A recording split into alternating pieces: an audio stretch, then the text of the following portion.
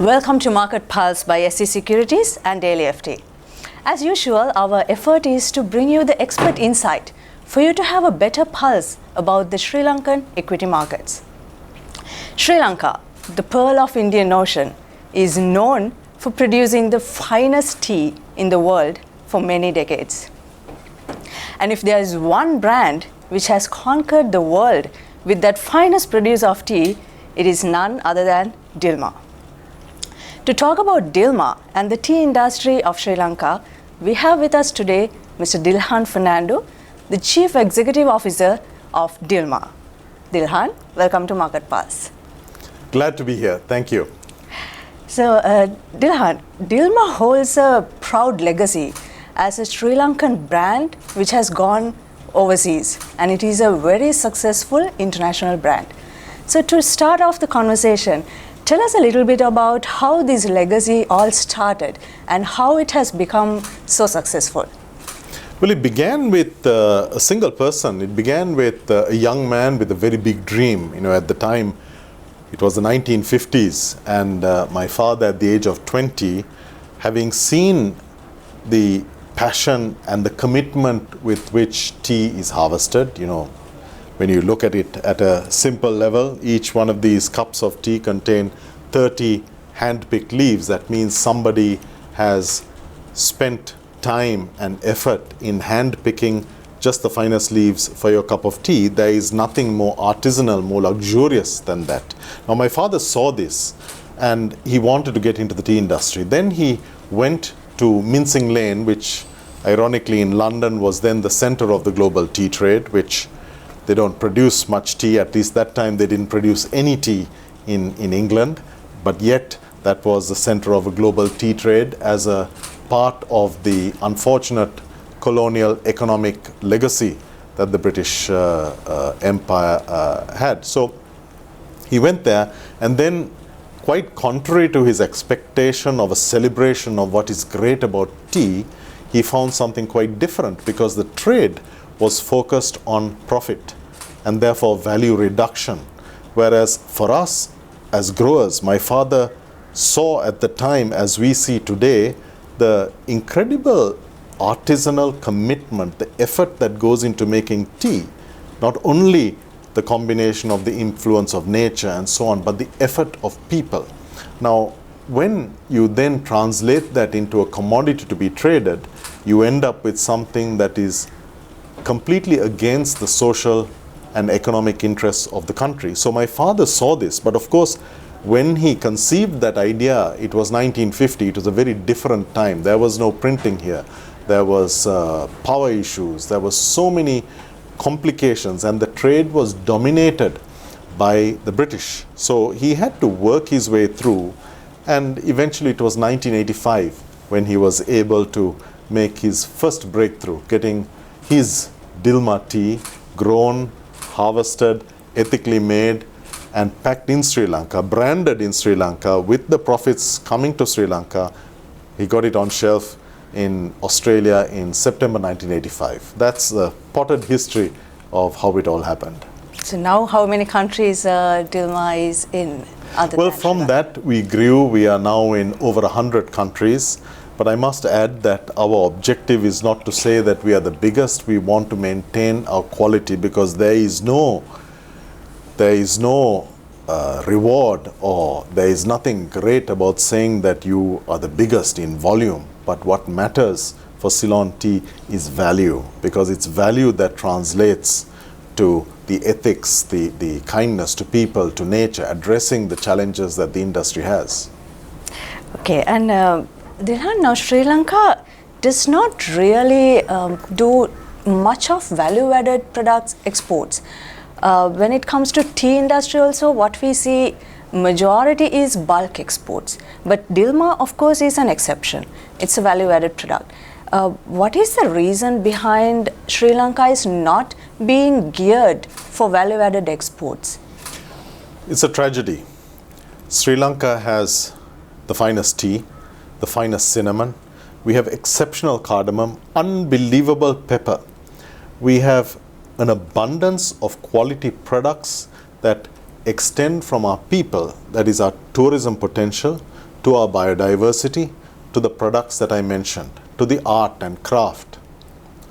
If you were at the culinary art event 2 weeks ago, you would have seen the work of Sri Lankan chefs, incredibly detailed. And if you talk to the international chefs, they would tell you Sri Lankan pastry chefs anywhere in the world are the finest, the finest. The chocolate work, the ice carvings, the precision of their work, exceptional. Yet, we fail to take advantage of that. And I think this is the difference that my father saw, because every skill, whether it is the quality in a cup of tea, every uniqueness, every point of difference needs to be emphasized and needs to be focused on in building value. Now in Sri Lanka, I would say value addition in tea maybe in the region of 30%. But real value addition is when you take a product and you add value through the use of technology, through the use of art, craft, communication, presenting new experiences to engage the consumer, because value addition isn't just saying, look, I've sold something at a high price. It's about delivering an experience where a consumer says, this is worth the price that we are being asked to pay. Now that is the point. We have all of those attributes, but it's probably in the mindset and the marketing failures that we have that we are yet selling our cinnamon as a competitor to the inferior and carcinogenic cassia. We are selling our finest Ceylon tea with all its artisanal attributes as a cheaper alternative to multi-origin blended tea, which has no identity, no personality, no guarantee of craft, no guarantee of soil conservation, and all of the things that we do here today. So whether it is cinnamon or our incredible cashew, the art of our people, our tourism, we need to understand that we have an amazing asset, and that asset extends to charging a fair price in tourism. So my father's philosophy of understanding the concept of value and charging a fair price for the value we offer, not cheating the customer, but giving the customer an experience for which he or she is willing to pay the price, extends to tourism. My brother overlooks and manages our resplendent Ceylon. We have Relais and Chateau resorts, and our room rate is significantly higher than any other in Sri Lanka because we offer an unique experience, and that's a Sri Lankan experience. Our Ceylon teas, if you go on shelf in most countries, you go to Poland, you'll see us sitting at the top of the shelf in terms of price, because we offer a quality product. And what you see happening a few meters away is tasting 10,000 teas each week, selecting just the finest. So it's not just saying, look, I'm just putting a price, I'm putting a beautiful packet. No, it's about honesty. Honesty builds trust. Trust builds value. And so I think the important thing here is, as Sri Lankans, we need to first understand the value of what we have. We need to then frame our proposition. How are we going to engage with the consumer? And today the consumer is very responsive to a message that talks of wellness, talks of provenance, talks of the biodiversity of our nation, and talks of the quality, the taste. You know, tea has everything. So does cinnamon, so does cashew. And Sri Lankan tourism, when you come on, when you go online and you see some of the reviews, they are exceptional. But we need to charge a fair price, because when you discount a commodity, when you discount something as a commodity, you end up by devaluing it. So somebody who looks at, say, the Seychelles, $600, $700 a night, and looks at Sri Lanka, $200 a night, is going to think, you know, that cost probably corresponds to the quality. And yeah, maybe I'll try to go for the Seychelles. Sri Lanka is worth $1,000 plus per night because of the experiences we can offer. Of course, I'm not saying you bring somebody and you put them into a bare room and tell them we are charging $1,000, but build experiences. You can see that happening all around, not just us, of course, but you see wellness experiences, Ayurveda experiences, fine tea experiences, fine gastronomy. You know, there's so much that Sri Lanka offers. So I believe that it is as much a mindset. I believe it is also a relic of the colonialism that also seems to have colonized our minds, in the sense that we need to have the confidence to say we have a great product. We're going to market it as a premium. We're going to charge the right price, because it is only the right price that's going to allow us to pay our workers a fair price, to build innovation into our industry. All of that needs investment. To build sustainability, regenerative practices, to be training, to be building culinary schools, etc. We need all of these to strengthen our proposition, whether it is in tourism, in cinnamon, cardamom, cloves, pepper, or Ceylon tea. So I'm sorry for that complicated response, but I feel very passionately about this. That's very valuable foods for thought, I would say, for any Sri Lankan businessman out there. So, and also, Dilhan, now Dilma is an export-oriented business, and the current situation of the high currency fluctuation can be a serious challenge. And would you tell us how this is impacting the industry and Dilma as well, and also how do you manage to overcome this issue? We emerged from unprecedented crisis. In the year 2020, following the Easter bombing, we confronted unimaginable. We had never come across challenges like that. We had to build parallel transport networks. We had to build fuel dumps. We had to look at health and safety in a way that we have never had to in the past, quarantine situations. We never stopped for a minute. Currency fluctuations, yes, it's a part of the recovery of our nation. But ultimately, it's also about mindset. We have to be positive. Every problem has a solution. And we are a company of Sri Lankans with a Sri Lankan product, and we believe we can do it. So we will face and we will overcome. Yes, of course, it creates an issue, but there's absolutely no point in crying about it. And I think that the mindset of saying, look, we've got this problem, we can't go further, we need to get over that. And to get over that comes back to your first and second questions, valuing our product. Because for us, we have a brand. So when the currency fluctuations come up, when we have inflationary pressures, we can go to the market and tell our partners, these are the justifications, we need a price increase. Now, when you don't have a brand, you become victim to all of those trends. So you become, really, you lose control of your destiny. There is nothing you can do, because when you sell bulk tea as an example, it is you against lower cost producers around the world. And so it comes back to the same thing. Value what we have, because we have today a currency crisis, but it's part of our restoration. Tomorrow we may have a climate crisis. We probably will have a climate crisis. Beyond that, we may have another health crisis, perhaps other issues. It is building value, understanding what you have, and crafting it through value addition that is going to help us to build resilience, because all of these things are going to demand investment. So we can manage the short-term volatility of the exchange rates because we have a brand, because we have built up reserves. But imagine the business that is trading on razor-thin margins, that is just existing. When the market comes down, they buy something and export something. How can they possibly survive? And so building resilience involves understanding the value we have and adding value to our product. So I think they're interconnected. Okay. And Dilhan, Turkey and Russia are two main buyers for Ceylon tea. And in the recent past, we have seen that both these countries, Turkey is going through serious economic challenges and Russia is going through a war. And how these dynamics affect the demand for Ceylon tea, and how do you manage that?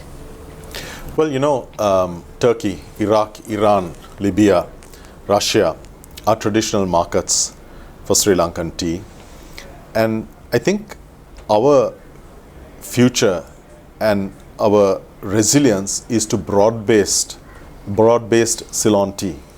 And the reason I say that is that we have been reliant on the same markets virtually since the 1960s. There is absolutely no reason why we should not venture beyond. When we talk to industry insiders, you hear the phrase, oh, we lost that market. Egypt, oh, we lost that market. Yeah, we lost it to Kenya, but we lost it on price. But Ceylon tea is not a price-driven product.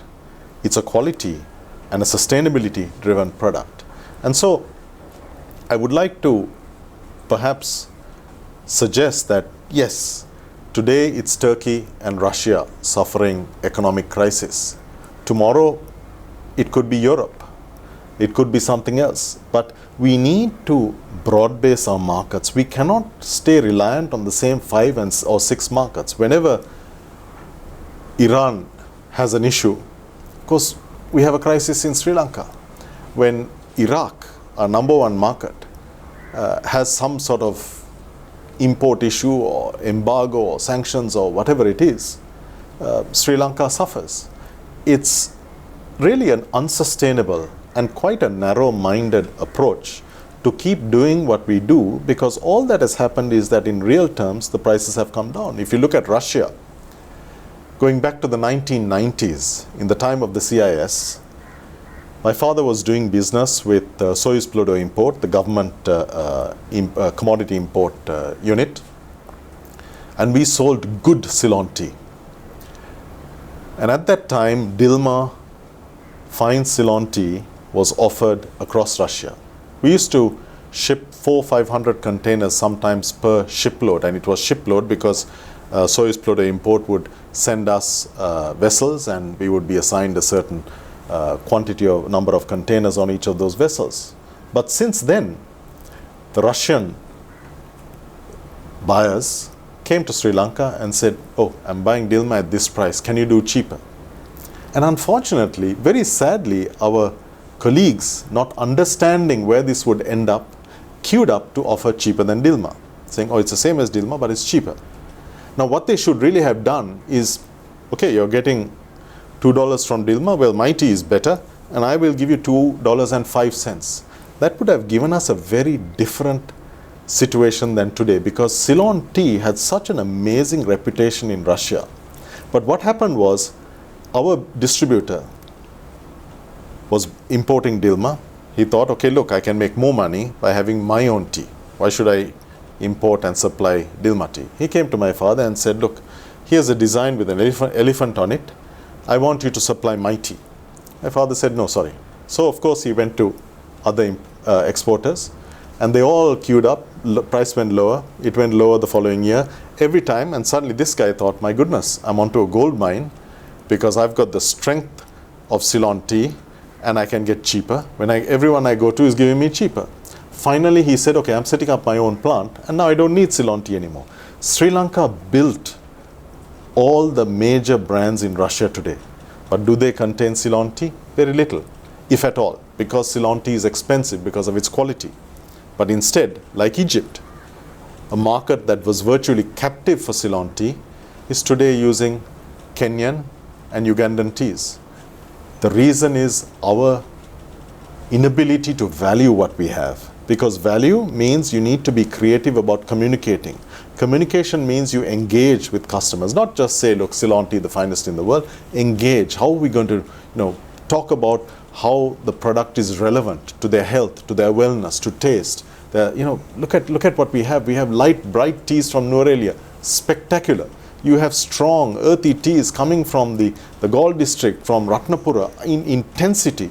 You have brightness, you have malty, you have everything you want in taste. We need to build on that. We shouldn't be competing on price, because price is a bottomless pit. And that really ends up as really a cycle of decline that ends in disaster, like what happened in Russia, where from the dominant origin for quality tea, we come down to virtually nothing. in terms of all the major brands. Of course, for us, to answer your question, we continue to supply into Russia. Turkey has a very high, over 100% import duty on packed tea.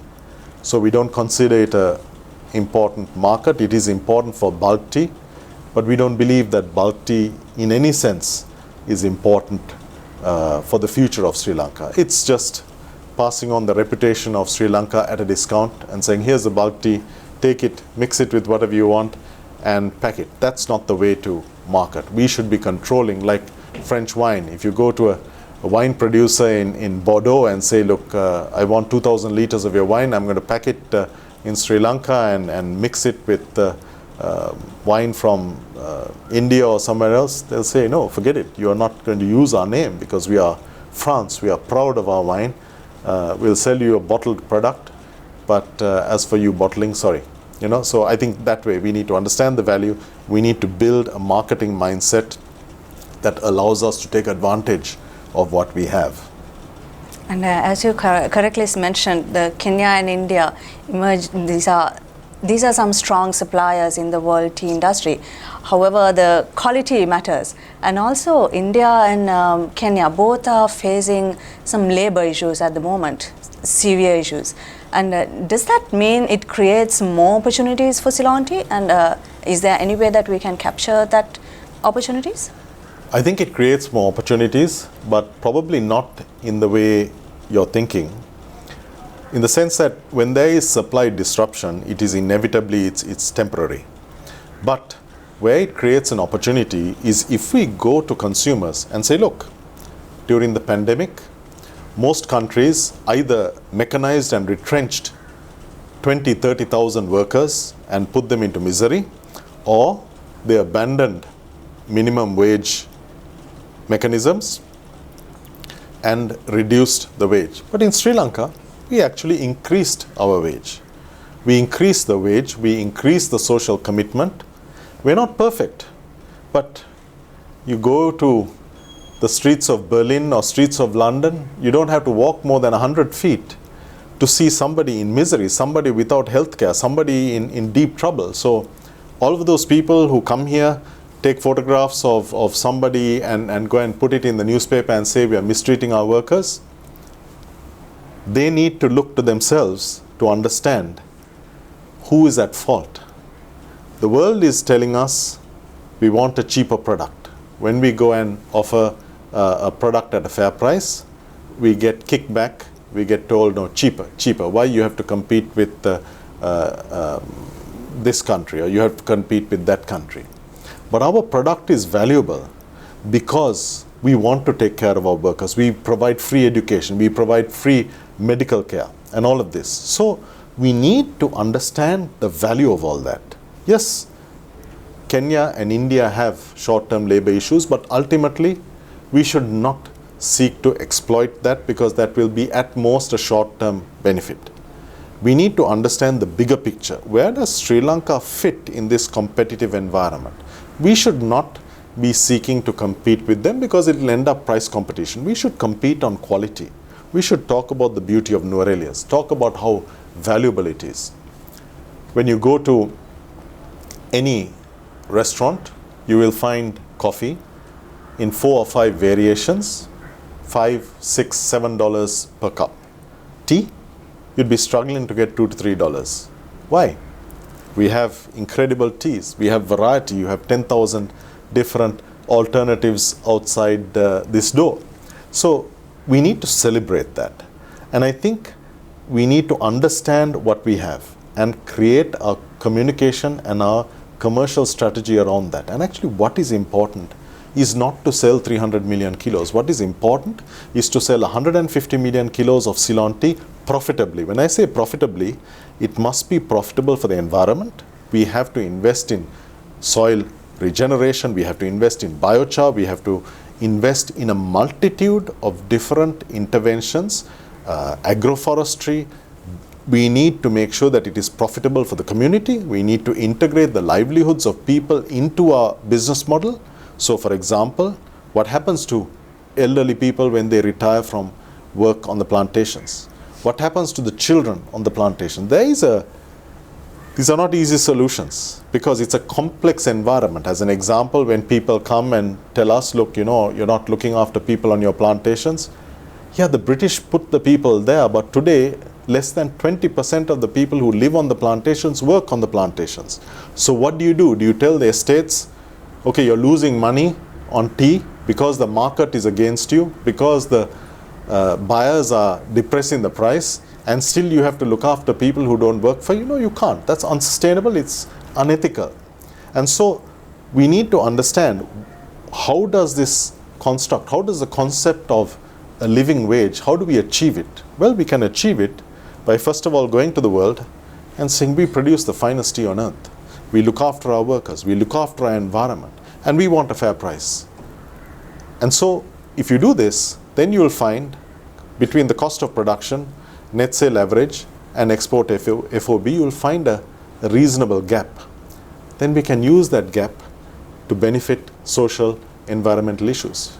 This year, Dilma will generate almost over 900 million rupees for our 13 centers around Sri Lanka, supporting children with Down syndrome, cerebral palsy, schools on the plantations, hospitals on the plantations and beyond, environmental education, climate change centers. Now, we don't need to do this, but we feel obliged because we are a Sri Lankan company benefiting from a Sri Lankan product, and we have to share. This is my father's philosophy, a business built on family values. But we can do it because we have a brand, because we tell our customers, we will give you the finest tea, but you have to pay a fair price for it.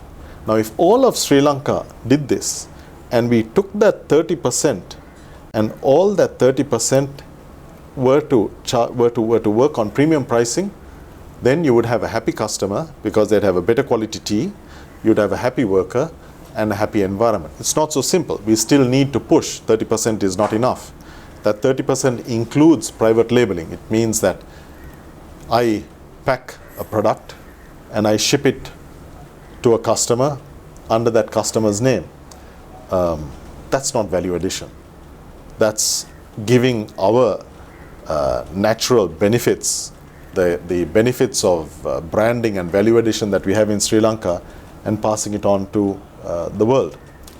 You can do one or two of them, but you can't build a business, and you certainly can't build a national brand strategy or value addition strategy around that.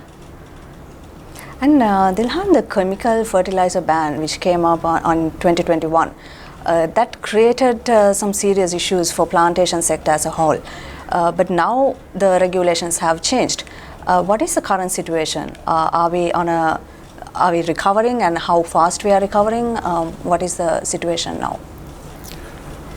That ban was rank stupidity. It was purely political. It's unfortunate because a failure of competence and the inability of people who should have spoken out to speak out caused a catastrophe that is still rippling through our country months, many months and years later. Now, we have recovered to an extent in the sense that the availability of fertilizer and the fertilizer that has been since applied is now seeing more normal crops coming through. And if you look at it, try to find a little bit of light at the end of that self-imposed tunnel that created so much difficulty for Sri Lanka.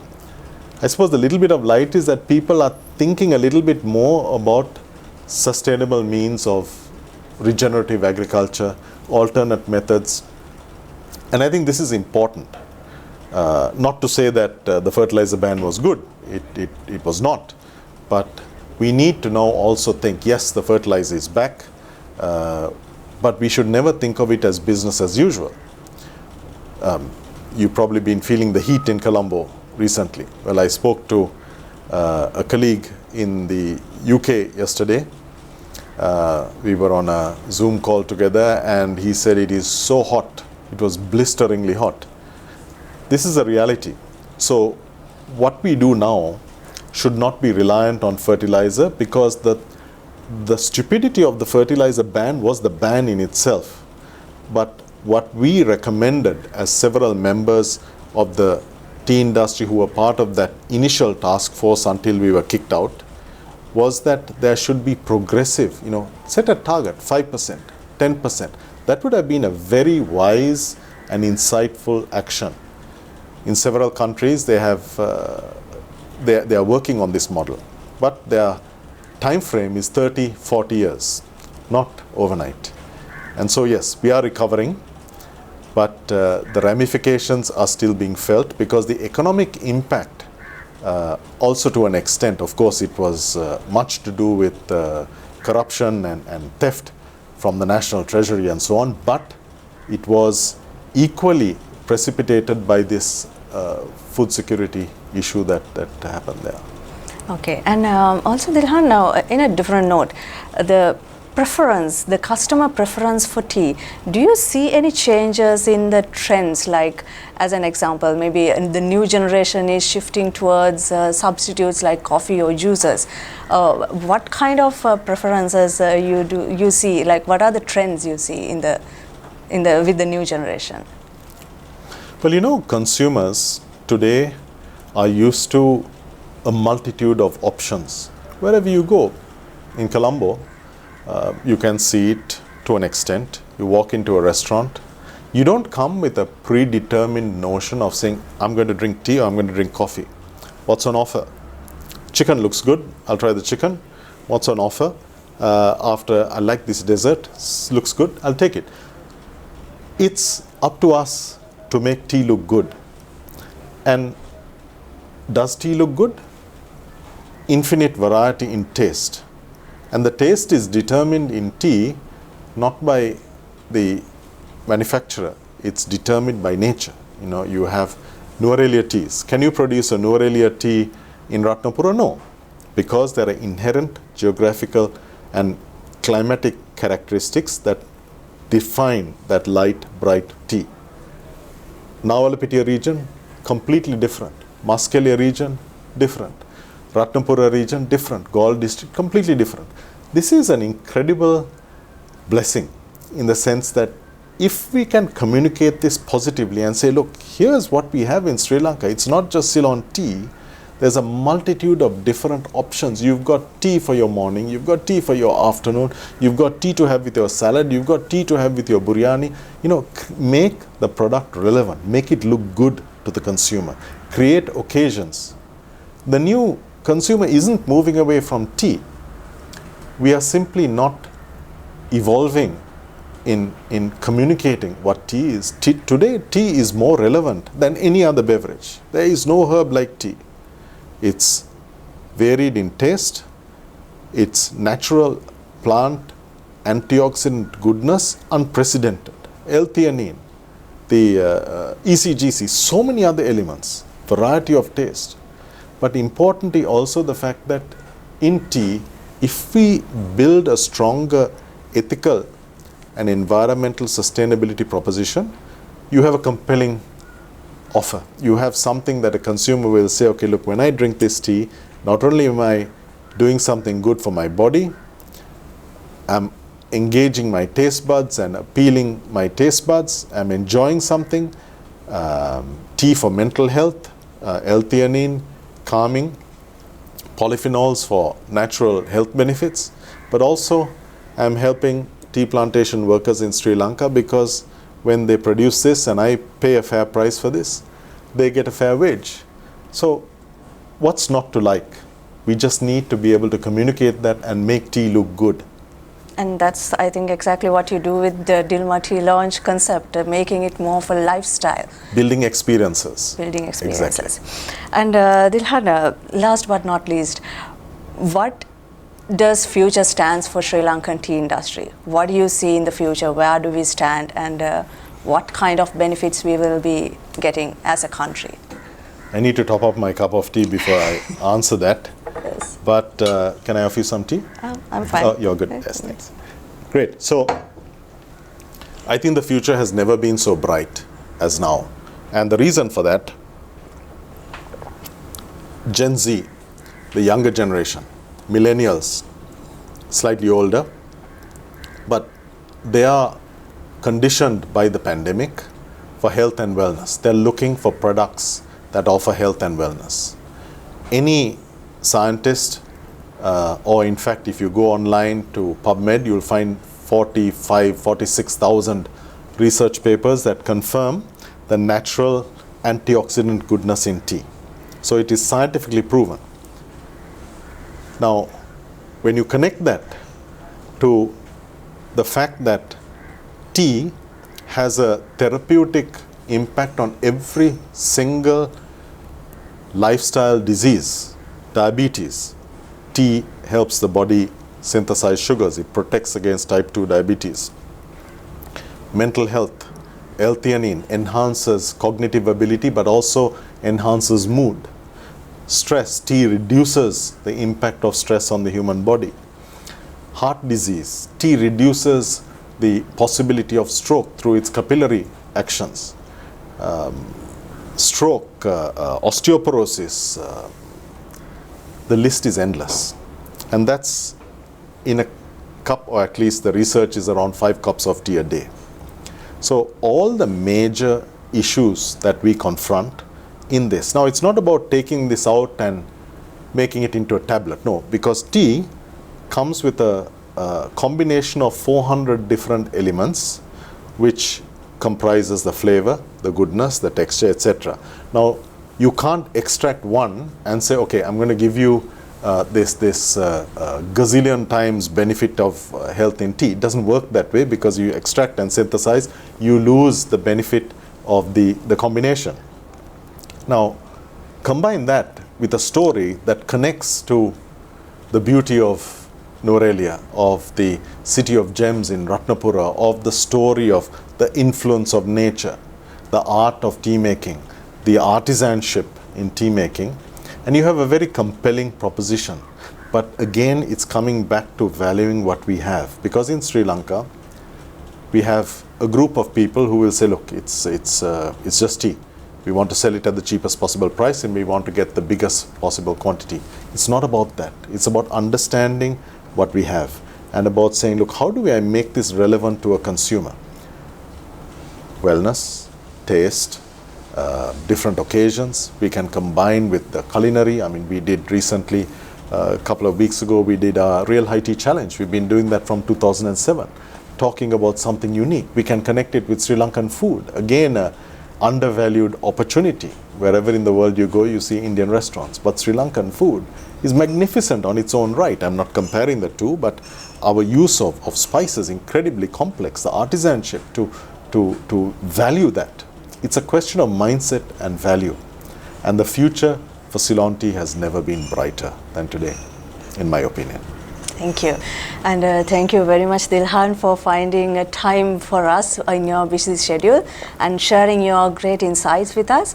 And I love the way that you talk about the tea industry, and especially about Sri Lanka. There's so much passion. I think that's what exactly we need as a businessman in Sri Lanka, to take our brands, our products to the global market, to the international market. And I wish you all the very best to take Dilmah to greater heights, even than at the current status. And I wish you all the very best, and thank you so much for being with us today. Thank you. It's been a privilege. And we will be meeting with you with another episode of Market Pulse in the coming weeks. And thank you for watching. We will be back soon. Thank you.